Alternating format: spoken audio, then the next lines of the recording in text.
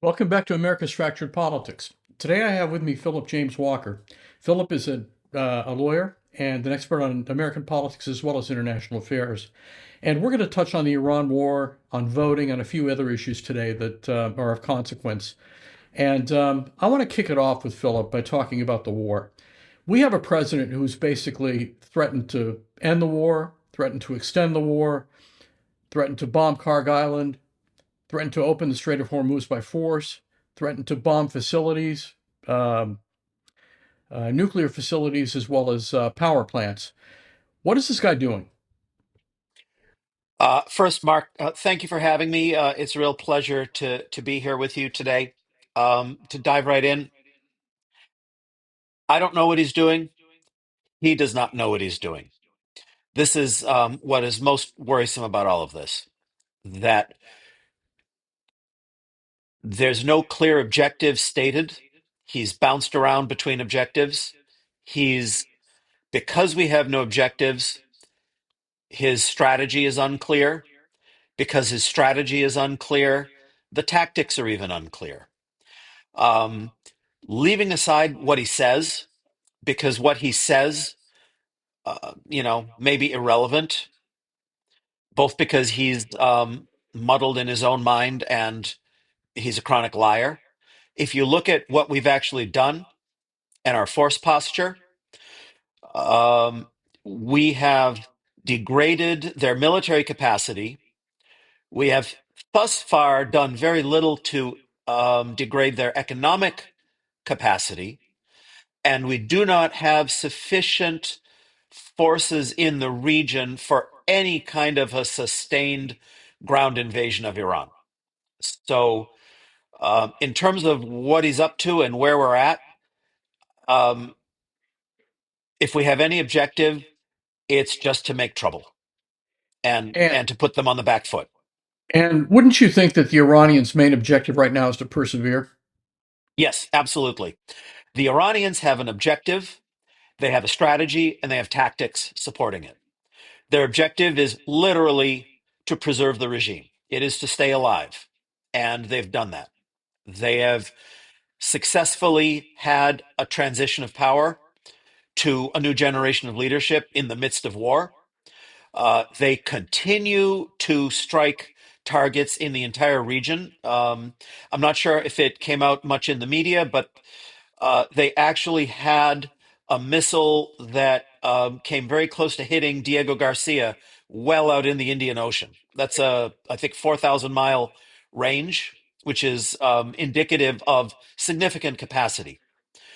Um, Iran has a strategy and tactics to support their objective, which is, in a nutshell, to hold the world economy hostage, and they have done so by exerting control over the Strait of Hormuz, and they are holding that control despite American efforts to end that. Aside from turning Lebanon into a pile of rubble and trying to effect regime change in Iran, what is Netanyahu's game? His game is stay in power as long as he possibly can on a personal level. I'm not even sure if he thinks in terms of what's best for Israel. The irony is, Israel is clearly setting up some form of occupation in the south of Lebanon. And those were the conditions in, I believe, 1983, and correct me if I'm wrong in the year, You're right. that led to the creation of Hezbollah as a military force. There was no Shia Lebanese militia prior to the Israeli invasion of Lebanon in the 80s.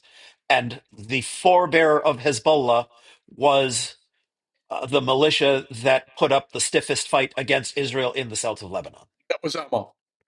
Huh? That was Amal. Was it? It was. Because I remember Amal as mostly a political force and never built a militia of any repute. No, they But didn't. I But could well it's be wrong not on the about scale that. of Hezbollah. Not on the scale of Yeah, Hezbollah. yeah, yeah. I'm sure you're right about that. But to come back to today, this is the The irony of it, they're repeating the mistakes of 40 years ago in an attempt to bring security when Israel has interlocutors for peace, willing to talk about long-term solutions. Lebanon is an awkward situation because the government does not fully control the country and does not have a monopoly on the use of force. And Israel has sent all kinds of signals that they would like to see the government of Lebanon curb and disarm Hezbollah, which it has up until now been unable and unwilling to do. Still can't. But this invasion is not going to solve that problem. They're just creating new problems for themselves, Yes, and they they're are. creating absolute chaos in Lebanon. 700,000 internally displaced people, infrastructure that was already failing on the verge of complete collapse, political destabilization in a country that, in the best of times, is not stable, is just a bad situation. I'm of Lebanese origin. I spent 3 years there back in the early 70s and visited in 2019, and I've Hmm. studied Lebanon most of my adult life. Um, it is a tragedy beyond all imagination. It's a beautiful country. It has a vibrant political life, even though it's been riven by corruption. Hmm. But the Lebanese president, Joseph Aoun, has already said that he would negotiate with the Israelis. They Hmm. don't want to. Yep. They don't want to. They do not want to. They're not interested. No, The, they're not. they are not interested. What they're interested in is their so-called buffer zone. They're interested in. I mean, I don't know why this is not talked about more, but Israel is literally depopulating the south of Lebanon. Yes, they are. They are. And they're turning parts of South Lebanon into something resembling Gaza, Yeah, yeah, which is a human tragedy. yeah. I mean, this is one more instance where the Leahy Law is honored in the breach more than in the detail because these are war crimes taking place with U.S. military assistance. Do you think the United States should cut off aid to Israel until it stops? Is that a question or a statement? I didn't quite hear. No, no question. Yes, I agree. yes, I think and that's the only that way to will. stop it.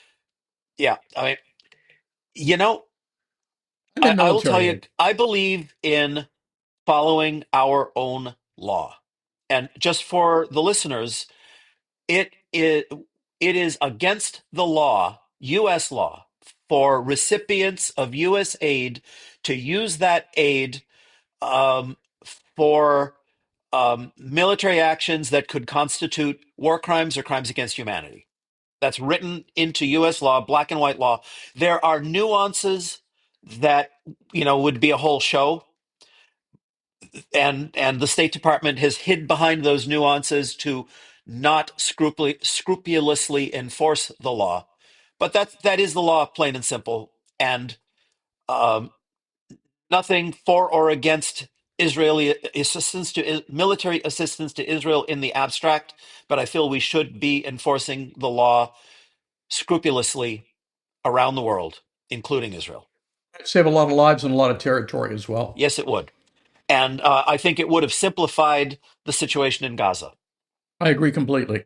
Let's move to a slightly different subject. Trump has completely disordered our international relationships. He has alienated NATO. He has demonstrated an affinity for the Russians that is completely inexplicable unless you believe that they've got compromise on him, which they may. Um, where do you think this ends? Do you think that a future administration can restore this, or are we stuck?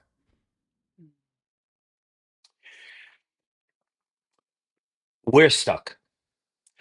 I do not believe at the present time that a simple change in administration would restore our alliances to good health, for the simple reason that this is part of our political culture now. Once could be brushed off as midlife crisis or a little bit of a breakdown or a mental health holiday, but twice is indicative of something deeply wrong with our body politic. and that we cannot be trusted. And if we cannot be trusted as an entity, as a nation, then our hoped for allies will be much more cautious with us, even when there's a friendly government in Washington. 78 million people voted for Donald Trump last time. That is not a negligible number. That is indicative to the Europeans of was exactly what you said, a rot in the body politic of the Hmm. United States. And I don't think any European power believes realistically that this is going to go away. We could have a giant Democratic victory in 2026 and another Hmm. one in 2028. But what's to say that there isn't another Trump around the corner or that MAGA survives and continues to infect the body politic in a way that Hmm. makes our allies so reluctant to do business with us that those alliances are fractured beyond repair. Yes, that is that is an accurate statement of the reality that we're facing. One thing that gives me a little bit of hope is I feel like um, we have, when I say we, progressive inclined voters and activists in the United States have been a little bit sanguine when things are going in the right direction. And I was just having a conversation with a few folks the other day about this, that after that 2006, 2008, we had a substantial Democratic majority. We did not capitalize on it. There were some good things done, but the focus was on the crisis of the moment. The 2008, 2009 financial crisis took precedence over pretty much everything else. The Biden administration, when it came in 2020, rested on its laurels. The idea of the repudiation of Trump was, oh, get back to normal. And get back to normal was not the right attitude, because normal is what gave us Trump in the first place. And if we have a wave election this year and in 2028, I think people who care about the United States in the long term need to be fully ready to capitalize on any opportunity that may arise to decisively change the political conversation for the next generation and address the genuine needs of people that precipitated the turn to Trumpism. I'm going to digress slightly into the elections. Hmm. Your Substack is all politics is local, which Hmm. leads me to the question of whether or not the Republicans have cleverly subcontracted the disruption of the elections to the states and the localities. What do you think? I am worried because both the hoped for federal well the federal legislation that the Republicans are pushing for will create some havoc and prevent voters and from going to the polls, and some of the states that are potentially the swing states in 2026 and 28 have Republican majorities and can engage in voter suppression as well. I think how this turns out this year and in 3 years is being decided in the courts as we speak. I think that's exactly where it's being decided, and I Hmm. think that the federal courts will have a lot to say about it, and I think that they will respond exactly as they did back in 2020. Hmm. I have faith in that. The Supreme Hmm. Court, I have no faith in, and that's what worries me more than anything else. Yeah. But the Supreme Court has also shown not a degree of integrity, but a degree of cowardice. And if they can avoid a hard decision, I think they will. You're right. Do you think that they may regret how much power they've given Trump? Yes, absolutely. I think they will. I think they will regret it. I think they are already regretting it. And they're in a position where even if they have a genuine belief in the rule of law, which I doubt in the case of some justices, they're in the situation that frankly I've seen in some of my overseas work, where you have a fully developed legal system and judicial review on paper, but no capacity to enforce decisions, and an executive that is willing to just simply ignore what the court says. How about your background in history a little bit, your work overseas and what you've done? I Yeah, think the listeners would be really interested in hearing about your life. sure. Well, after grad school, I joined the Foreign Service. Grad school and law school, I joined the Foreign Service. Uh, my wife was also a Foreign Service officer for a period of time. We served in Riyadh during the George H.W. Bush Gulf War. I was part of the group of officers who went up to reopen the U.S. Embassy in Kuwait after after Saddam was thrown out of Kuwait. After that, we were in Tunisia for a while, and then after that, Cairo, Egypt. I was trained as an Arabist and speak Arabic moderately well. I'm a bit rusty, but you know, you never entirely lose it. At when the kids started coming along, we thought it would be nice to live a more normal life, so I came home to the States, to New Hampshire, to practice law, but that didn't last more than a few years. I started taking work from the State Department and going back overseas again, in a contract capacity.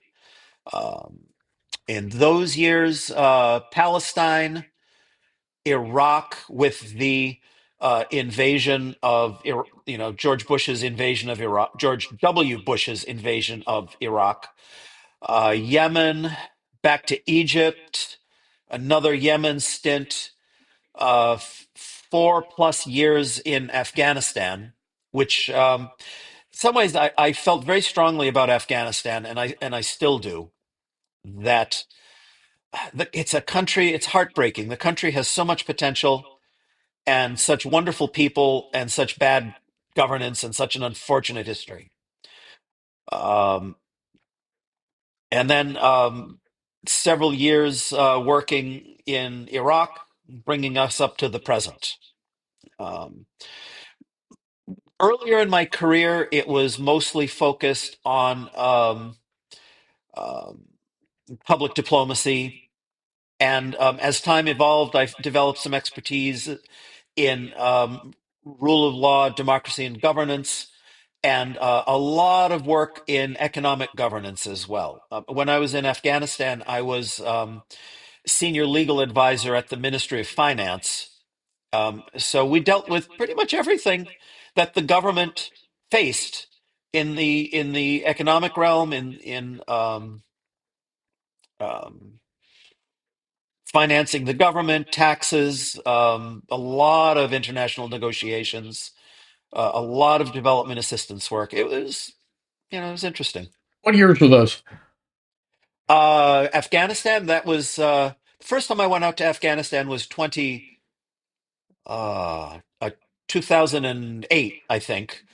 And then I was out there again, 2010 to mid 2014. And then after that, I started in Syria.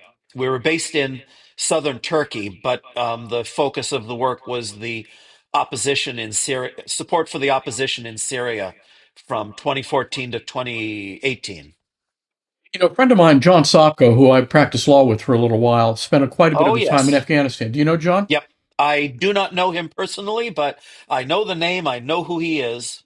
And I think that the Special Inspector General did some pretty good work. I thought he did too. He exposed a lot, and nobody listened to him.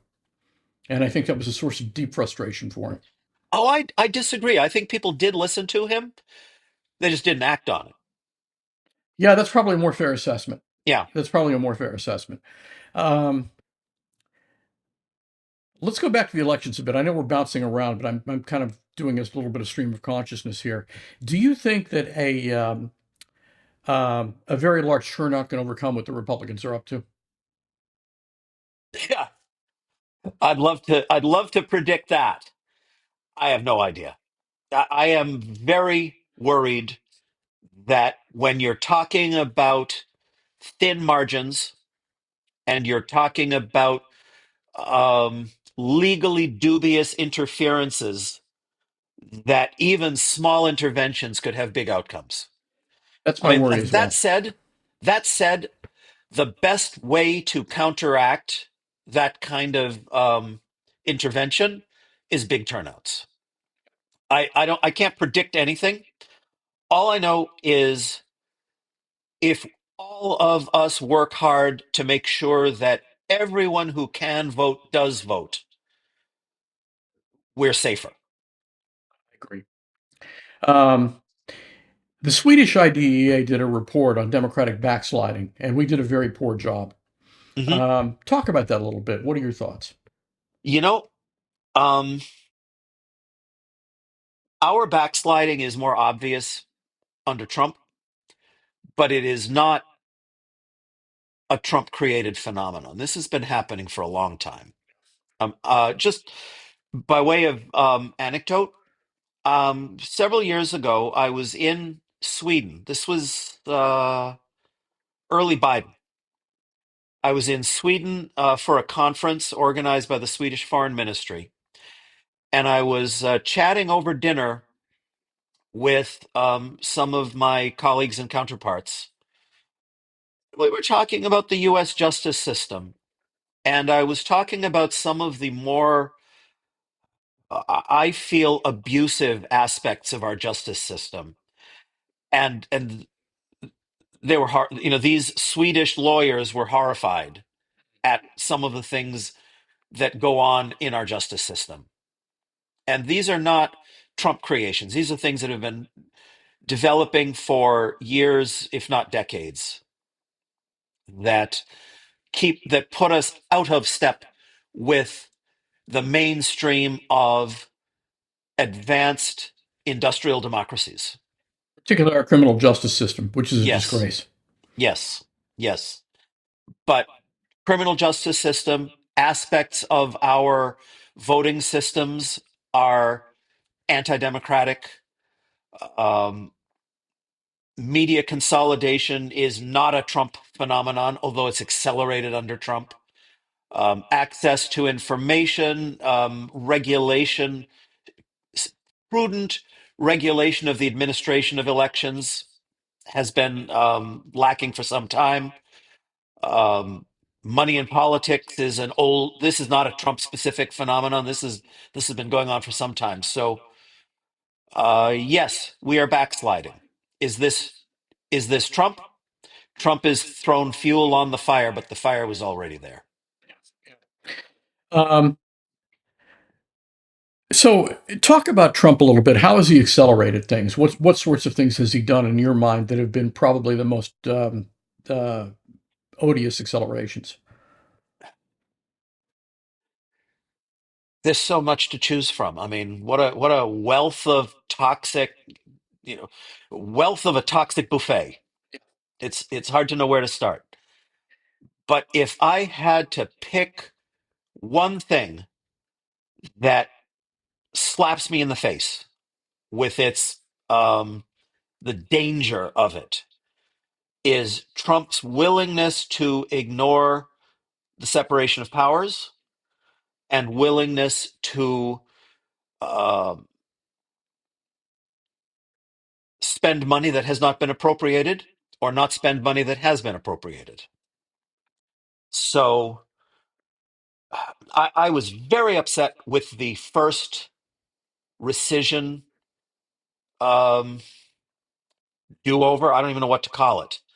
But when Trump refused to spend money that had been appropriated by Congress and sent the Doge boys into various government agencies and departments and started closing things down willy nilly. USAID, U.S. Institute for Peace, other entities without regard to the law. And then Congress retroactively said, yeah, it's okay. It's just ridiculous.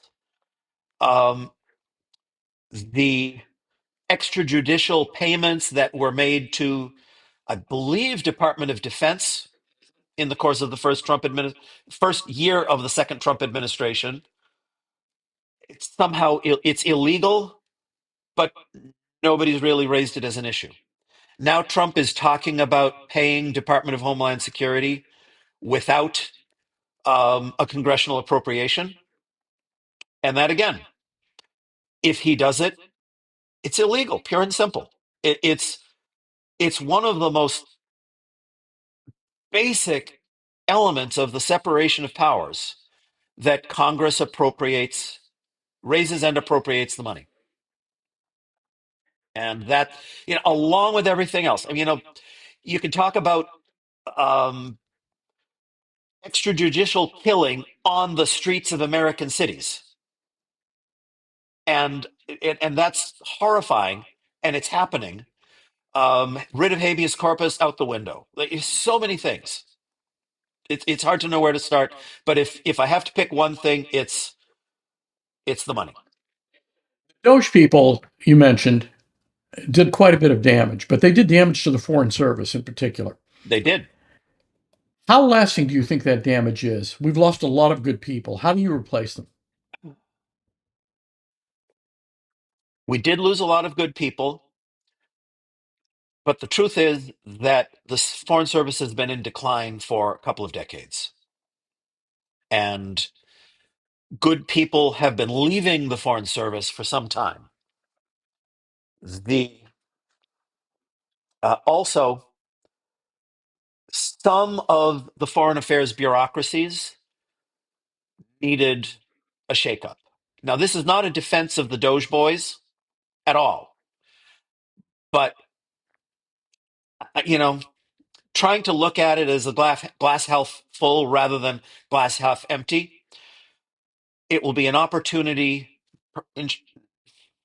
inshallah, to rebuild better in a few years' time.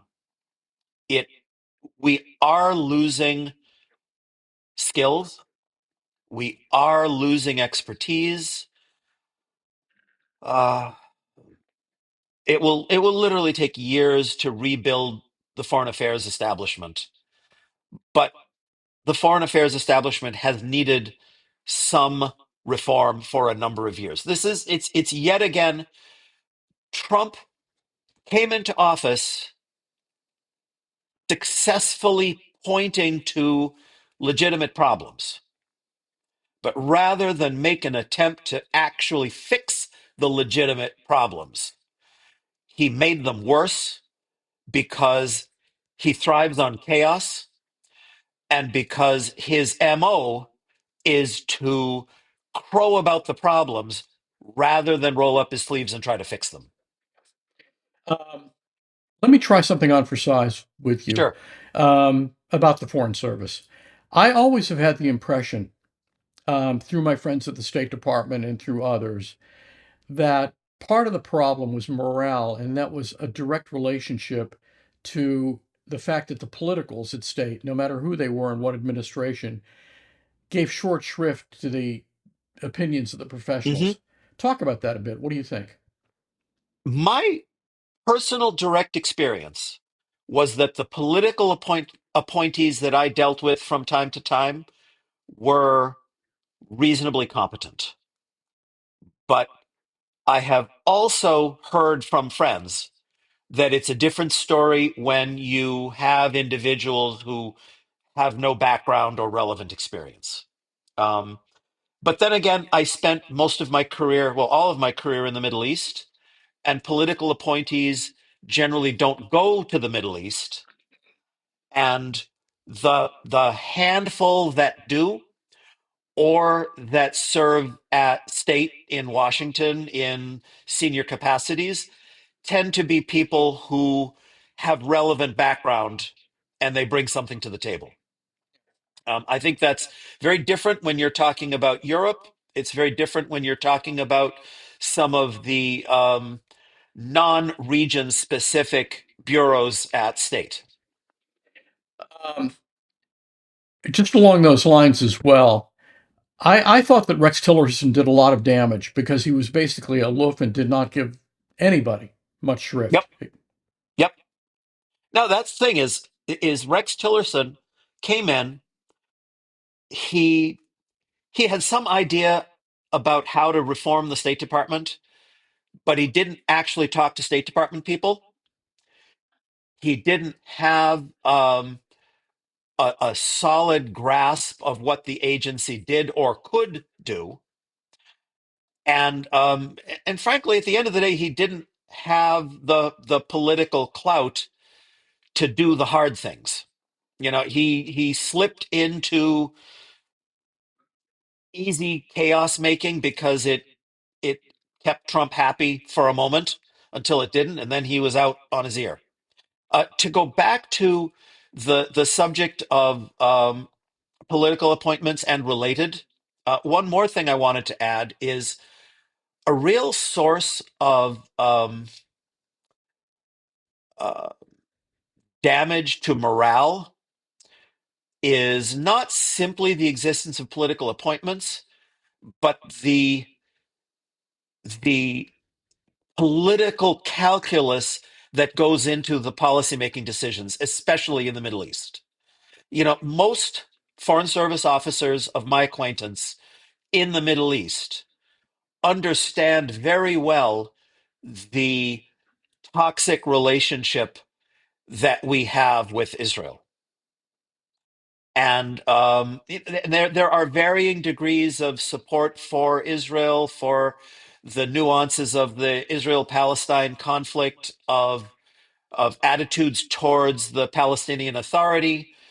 Um, but it's very dismaying when sound advice is just ignored. And I remember a lot of the folks that I came up with left the State Department around the George W. Bush Iraq invasion. And those that didn't leave the State Department, and we're talking all the Arabists, those that didn't leave the State Department altogether tried their best to be assigned to locations or departments where they did not need to deal with the Arab world or Iraq specifically. Now, I don't have numbers on that. That's just my impression based on conversations with people I know. But that's a sad, sad statement when the State Department and the government in general desperately needs people with expertise in the Middle East. Let me jump to a final subject. Aside Yes. from voting and aside from No King's Day or No King's Days, what should people be doing? I think that there's a couple of things that people could be doing. One is tuning in to independent media, which is often nowadays nonprofit media. If they have the means, donate money, become a subscriber. Um, I don't love the New York Times, but I subscribe to the New York Times because it remains the paper, quote unquote, of record, and it is relatively independent. There's a lot of great nonprofit media outlets out there that do good work.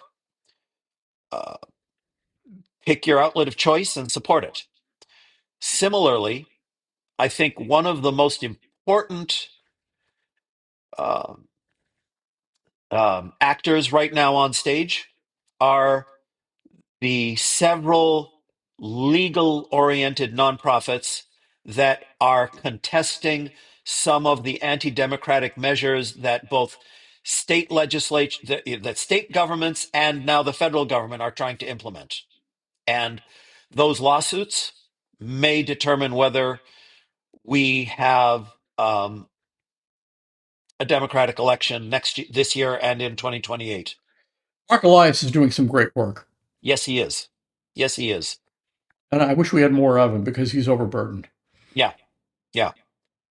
Mark Elias and his firm are doing great work. The best evidence is Trump truths about him personally. He is on the enemies list, and if you're on that list, you're doing something right. Yeah, exactly. Any final thoughts?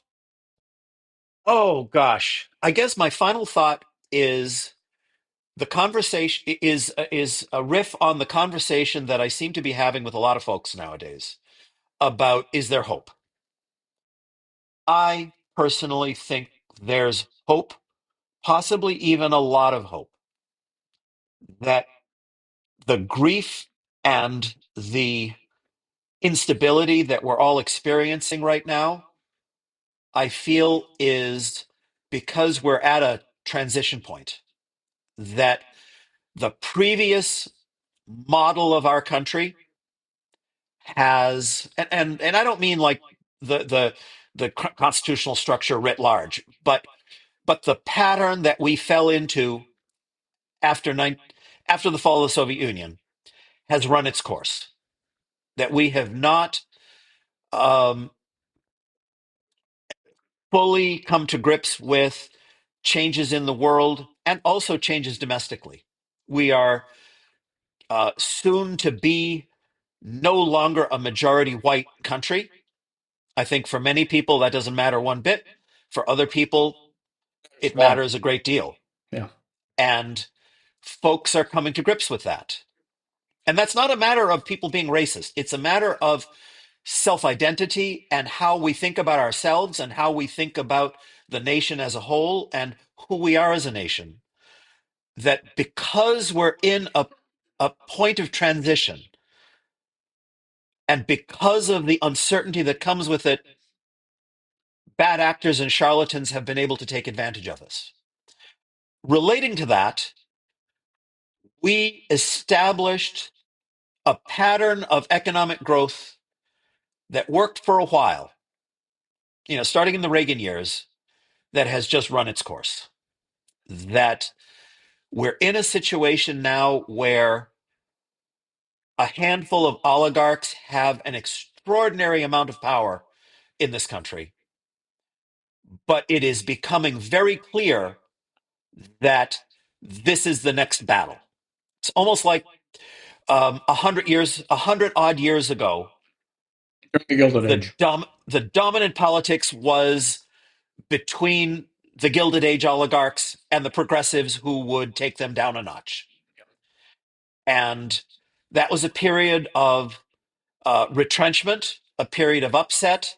It was a very, 1925 was a very reactionary period, but it changed rapidly.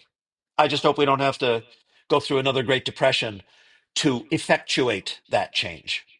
But, but just to conclude, I am optimistic that what we're feeling now is birth pangs of something new and better. Because I think the 21st century can be another American century if we play our cards right. One last question, one I forgot to ask. What do you think Sure. happens in Syria? Great question. Nobody talks about Syria nearly enough.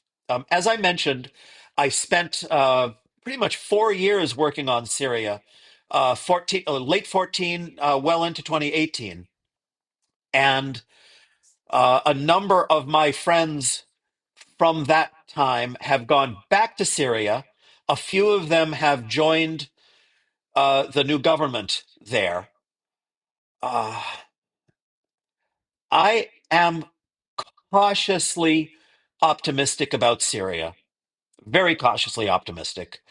And the instability in the region is doing no good at all.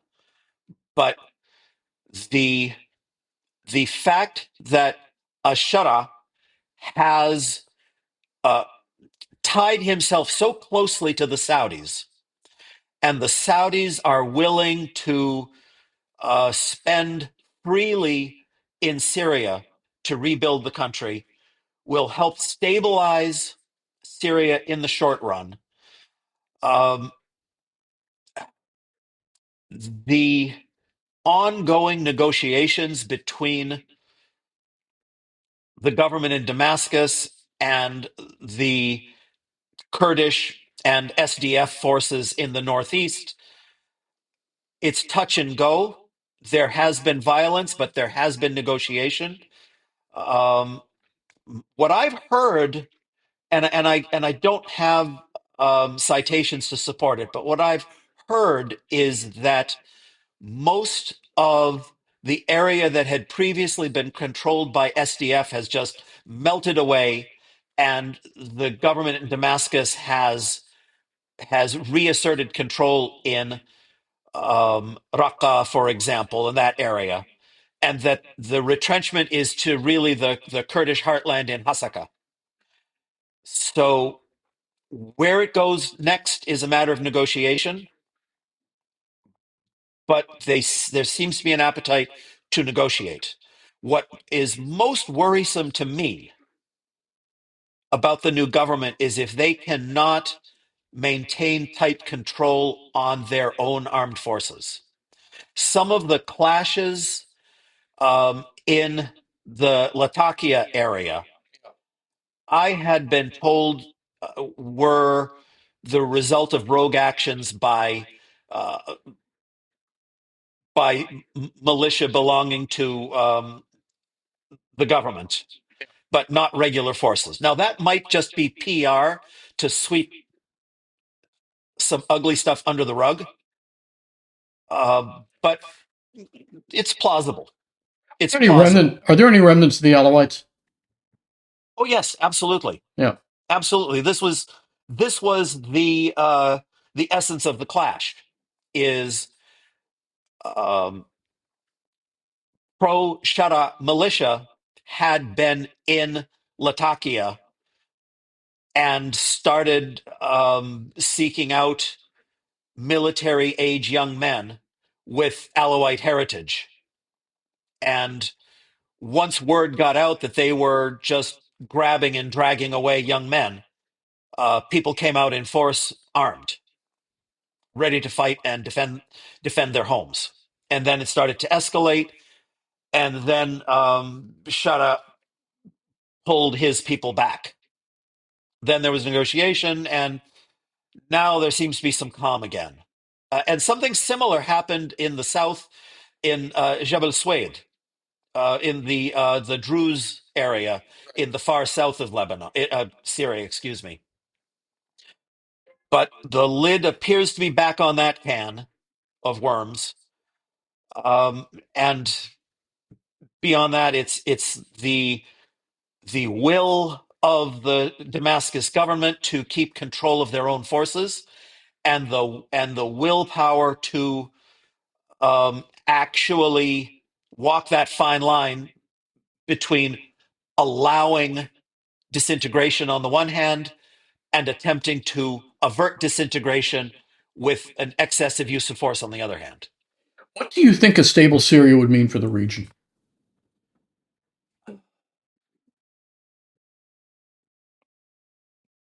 A stable Syria,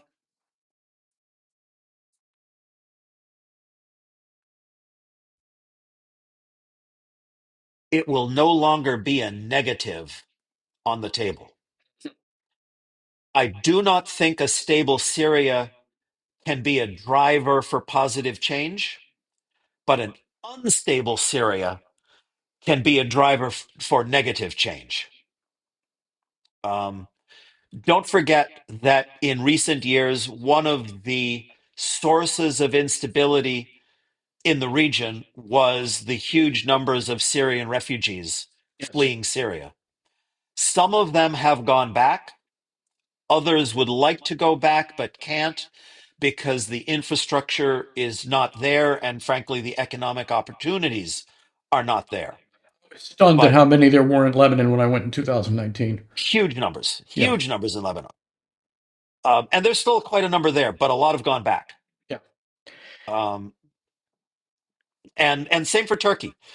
Turkey had vast numbers of Syrians. A lot of them are still there.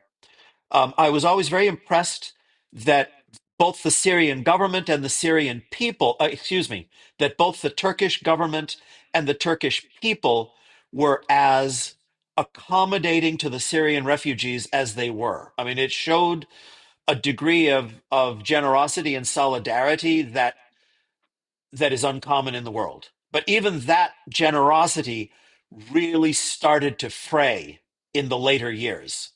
And you could see the tension growing because of the numbers and because of the burden that those numbers imposed on Turkey, I guess they're calling themselves now as a country. Yeah. Yeah. Philip, this has been great. I want to have you back again. I think that there's Glad plenty to to. talk about, and it would be a lot of fun. Absolutely. I just have to thank you, Mark. I really enjoy talking about these subjects and possibly nerding out a little bit It and getting shows. down in the weeds, It which I don't shows. get to do very often. So Well, I'm I glad you really did it appreciate today. it. I'm Yeah, glad you did I it today. really It appreciate was it. a real great thing, and I Yeah. think our listeners will enjoy it too.